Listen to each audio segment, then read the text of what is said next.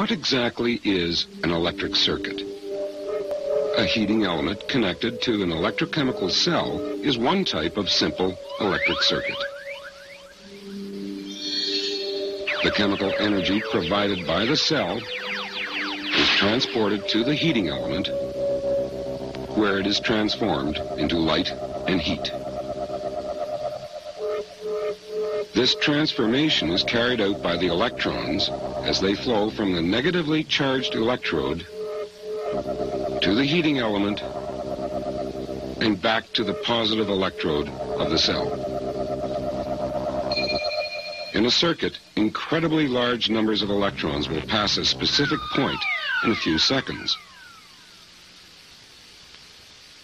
It is therefore simpler to visualize charge in units called coulombs. 1 coulomb of negative charge is equivalent to 6.25 times 10 to the power of 18 electrons.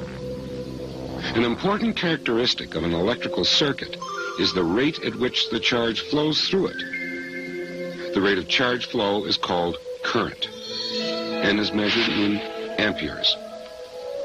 A current of 1 ampere means that 1 coulomb of charge passes a specific point each second. Another concept that helps us describe a circuit is potential difference. The potential difference between any 2 points in a circuit is measured in volts. It is simply the number of joules of energy per coulomb that is changed to some other form of energy as the charge flows from one point to another. We could, for example, measure the potential difference across the heating element and note that it's 1.5 volts.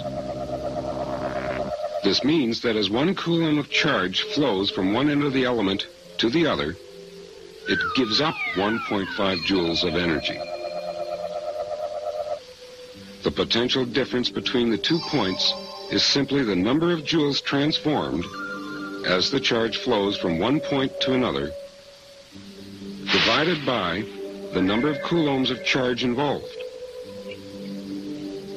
To complete our understanding of a simple circuit, we need to consider one more factor. Have you ever wondered why the metal making up the heating element gets hot, while the connecting wires stay cool? The secret lies in the fact that the connecting wires are much better conductors than the heating element. The heating element is a conductor, but not a very good one, and is therefore referred to as a resistor. It's represented like this in the circuit diagram. But just how does a resistor differ from a conductor? Let's examine the difference at the atomic level. A resistor will consist of a network of atoms.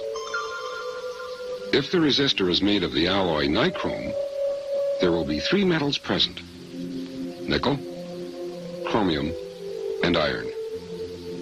The arrangement of atoms is similar to that of copper, which we examined in a previous program.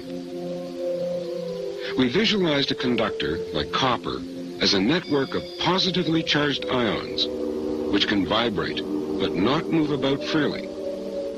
Within this network, there are loosely held electrons, which can drift about with relative ease. In the case of nichrome, the structure is similar. There are, however, fewer loosely held electrons, because the electrons of some atoms are involved in bonds with different atoms. In a conductor, a very small potential difference placed across the ends of the metal will cause a significant flow of electrons from the negative to the positive end. In nichrome, there are fewer loose electrons, and the bonds restrict the number of pathways for these electrons to flow. As a result, a greater potential difference is required to get the charge to flow. Also, the moving electrons collide with ions, causing them to vibrate. Although we can't see that vibration with our eyes, atomic theory tells us that the increased vibration at the atomic level will result in an increase in the temperature of the material. Even a good conductor like copper will begin to heat up if the current is increased substantially.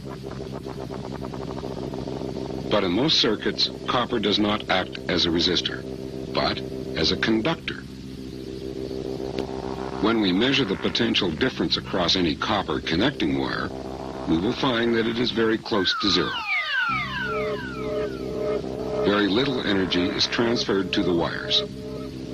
As a result, the potential difference across the resistor is almost identical to the reading across the battery. Almost all of the transformation from electrical energy to heat and light occurs in the resistor.